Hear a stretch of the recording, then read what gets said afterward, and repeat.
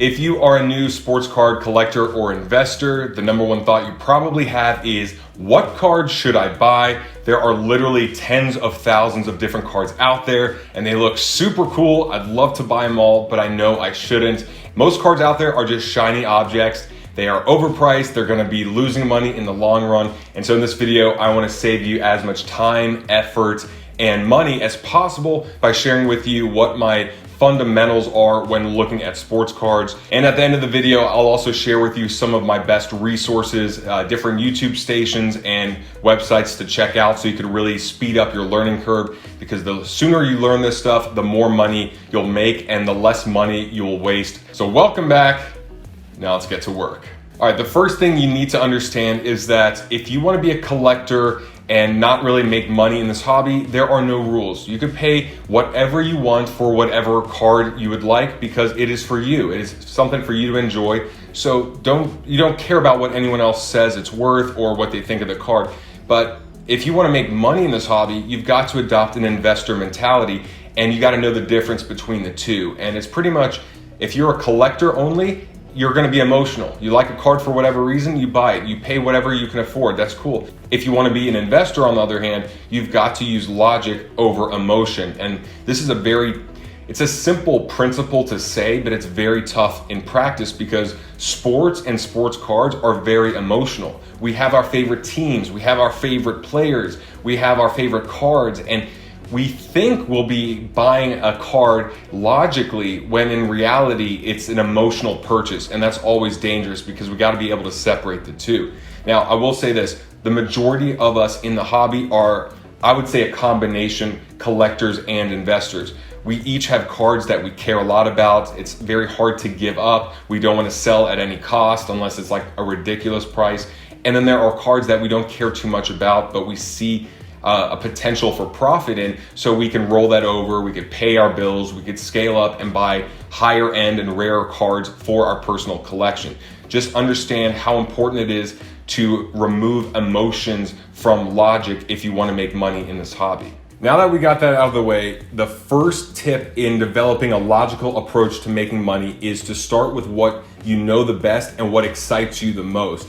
And that's because a lot of people out there are gonna be saying, you gotta be in Pokemon cards, you gotta be in soccer. No, you have to do basketball. You can't really make money unless you're in basketball. And the truth is that you're gonna make money in the areas that excite you the most and what you're gonna do the most research into, because the deeper you can go into a certain sport, a certain division, a certain team, a certain player, the more of an advantage you'll have. And when you focus on what excites you the most, you'll go deeper and deeper into that research, and it'll be enjoyable. It won't be a chore. Also remember that your in-depth knowledge of a certain team or a certain player or a certain division is your competitive advantage. And that means you'll know more than 99% of others about that. So why squander it? So now let's move on to what cards and variations to focus on. And look, there's a lot of different cards out there. There's a lot of different parallels. We got pink and rainbow and sparkly and mosaic and all sorts of stuff. And it's very confusing, especially at first, but let's make it simple. If you are interested in basketball and football cards, Panini, like the damn sandwich maker, Panini is the name of the manufacturer of NFL and NBA cards from 2012 on up. So the sets that you really want to focus on are number one, Prism. Prism is like the most common, most popular card. Definitely not the cheapest, but everyone knows Prism. And they have a lot of different parallels and variations, but silver is the most liquid. It's a rarer version, it's shinier. On the back of the card, it'll actually say Prism.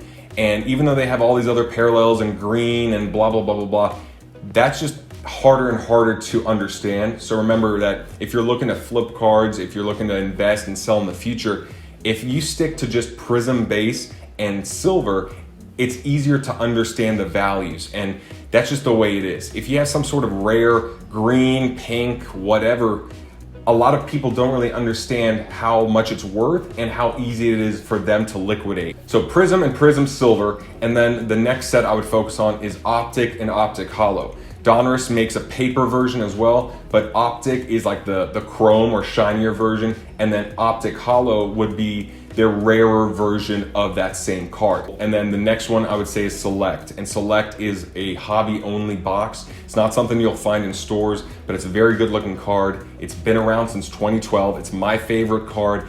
And Select has a couple variations, but just remember Select and Select Silver and you'll be good right there. Now going further, remember there are other sets. There is Donruss Paper. There's also Hoops in the NBA, and these are cheaper sets, so that might be something worth looking into. And then in the NFL, you also have the Donruss Paper as well. But I wouldn't get wrapped up in Revolution and Phoenix and Chronicles and all this other stuff because most investors and collectors just don't value those sets. Now, if you're interested in baseball, Topps is the manufacturer of the baseball cards. I don't do baseball, so I know that Topps Chrome, Bowman Chrome, those are the sets I'm most familiar with. If you are a seasoned baseball investor and collector, please comment below any other sets worth considering, but I just don't touch it because that's not a sport that interests me. And if you're into hockey, Upper Deck is the manufacturer of hockey cards. The only card I really consider buying is Upper Deck, and Young Guns is the name of the rookie card series. Because hockey is niche, I don't want to expand too far out just because the more niche the sport, the more I want to stick to the basics and the tried and true. Next up, you want to focus on only buying the rookie cards of a player, and that's because as collectors and investors, we value that first card of that player in their professional jersey more than any other for the most part. I mean, there might be rarer cards out there, but there's something really special about a rookie card because a player like LeBron James can be in the league for 20 years, but why would you care about his 8th year card or his 13th year card when there's only one rookie card? Rookie cards are kind of like your baby picture. You plop out of your mom, you're crying there, you're like covered in goo, you're like, ah! That picture, that very first picture is very special to your mom and dad. And it's gonna be more special than 6 months old or a year or 2 years or 3 years because that was the moment you were born. So that's kind of like the thought process behind rookie cards. If that's not enough to take in, let's talk about grading. And there are lots of grading companies out there. Most of them suck. There's like HMA and VMA and CMA, and pretty much if there's an award show out there, there's gonna be an equivalent grading company with the same acronyms. The only 3 grading companies to focus on at first are PSA, BGS, and SGC. They are the 3 that have been I guess well respected or well received in the community, and there might be like this little jostle of power over the next couple of years to see who's going to take over and who's going to get that number 2 spot, because PSA is pretty much the number 1 spot for most of us. But it gets really confusing when you consider buying other cards graded by other companies because they're just not very easy to liquidate. And a lot of times if you sell cards that are a rated 9 or rated 10 in some other company, you're not going to get more than what it would be if you just sold the card raw without any grading at all. So what about raw cards? And personally, I love them. I love raw cards because they're more versatile to me. And it's because I can buy them at a certain price, sell them as is, or have the option to send them off to one of these grading companies and hopefully get a 9 or a 10. Because if I get a 9, more than likely I'll get more than what I paid for the grading service to be done back as a positive profit. But if it's a 10, I could really make some good profit there. Now, it's tricky though. Raw cards are tricky because if you're buying online, there are like people can take good pictures, but they can still miss a little ding of a corner or a little dent in the surface, like a little dimple in the surface of the card. And when you get that card in person, it needs to be looking amazing to even be considered to be sent to one of these grading companies. If there's a scratch or if there's a dinged corner, or even if the card is off center, as in if the left border is a lot fatter than the right one, you could lose your whole opportunity of getting a perfect mint grade right then and there. So my rule of thumb is that if you're looking at raw cards, for one, sites like StarStock and ComC are great for getting started with these lower end cards. But also, I will only pay for the equivalent of a PSA 8 of a raw card I see online.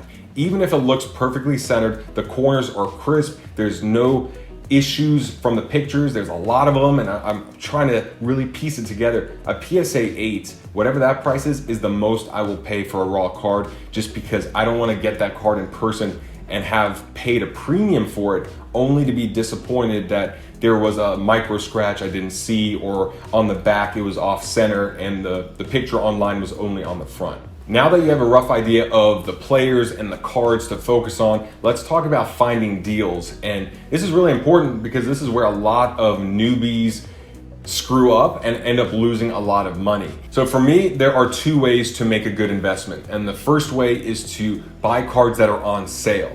And usually cards are on sale just because one platform, a seller is selling the card for 50 bucks, and on another platform, the card is being sold at 75 or 100, and you see that difference. So you could literally use arbitrage, or buying from one to sell to another. And I did that for a couple months, going on Beckett Marketplace and finding all of these really cheap cards that were selling for more on Comp C. But the majority of your investing is probably going to be buying at current market value and using enough research and logic and just upside potential to believe that that card is going to go up in the future. So what a lot of new investors and collectors do wrong is that they look at the player and they buy into the hype.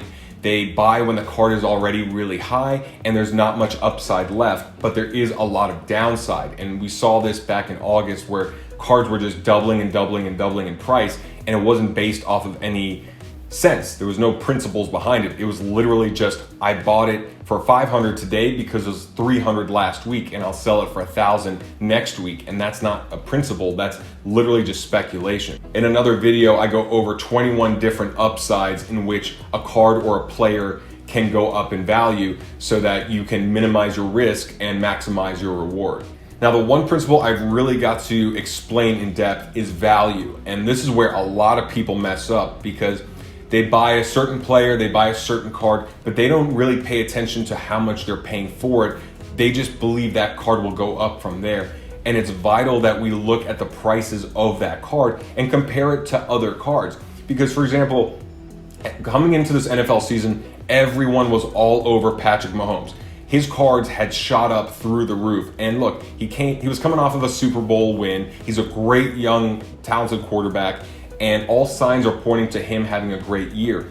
But when I was doing a price compare, I was looking at Russell Wilson and the fact that he had less cards of his rookie card out there in circulation. He had less of a pop report. So there's less of them you could actually buy. Can you pound that like button, please? And yet his Topps Chrome, I believe his Topps Chrome PSA 10 rookie cards were like a fifth of the price of Patrick Mahomes. And I said, you know what, Patrick Mahomes might have a brighter future than Russell Wilson. He might have more Super Bowl wins when it's all said and done. But the price difference was so ridiculous that Russell Wilson was obviously the better value. Another big tip is I highly recommend you to not buy a single card for at least 3 weeks into getting into this hobby. And that's because your emotions will be at its highest once you're in. I mean, the novelty is there, the excitement, everything looks flashy, everything's cool, I want this. And buying on eBay is incredibly easy. You literally click a few buttons and there's thousands of dollars just gone. And when you're new to this, you're gonna make mistakes, you're gonna have to learn a lot. So if you can learn as much as possible for the first 3 weeks while building that muscle of patience and overcoming your emotions, it's gonna take you a long way. And a couple other great YouTube stations to check out are Sports Card Investor, PSA Collector, The Hobby Box, Personal Finance Dad, Vegas Find 777, and the Fantasy Football Card Quest if you're into football cards. Watch all of them, gather some perspective, some different opinions, some similarities. Go on Instagram, look up tips there. Obviously, you can follow Gary Vee as well. But the point is to really immerse yourself in all of the hobby. There's also great forums online, Cardboard Connection, Blowout forums, etc. However you like to learn. But learn first, avoid the mistakes, and then after 3 weeks of pure absorption, you can go and start small and build a good foundation for investing. Now, if you'd like to learn how Warren Buffett would invest in sports cards based on how he invests in the stock market, click this video up here and I'll see you over there.